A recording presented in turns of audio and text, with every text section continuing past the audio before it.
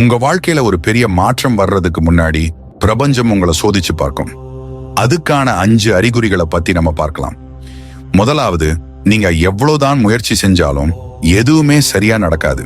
நினைச்சது ஒண்ணு, நடக்கிறது ஒண்ணா இருக்கும். இது தோல்வி இல்ல, பிரபஞ்சம் உங்களை இதை விட ஒரு நல்ல பாதைக்கு கூட்டிட்டு போகுதுன்னு அர்த்தம். இரண்டாவது, பழைய கஷ்டங்களும் மறந்த நினைவுகளும் திடீர்னு திரும்ப வரும். இதுக்கு நீங்க இன்னும் சரியாகலைன்னு அர்த்தம் இல்ல, அந்த விஷயங்களை மொத்தமா தூக்கி போட்டுட்டு போக நீங்க தயாராகிட்டீங்கன்றதான அர்த்தம். மூன்றாவது, ரொம்ப தனியா இருக்கிற மாதிரியும் மத்தவங்க யாரும் நம்ம கூட இல்லைங்கிற மாதிரியும் தோணும்.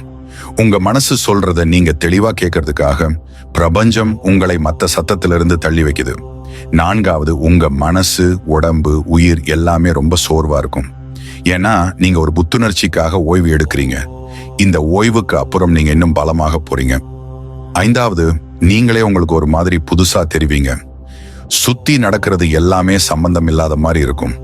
ஏன்னா உங்க பழைய வாழ்க்கை முடிஞ்சு ஒரு புது பிரகாசமான கட்டம் ஆரம்பிக்க போகுது.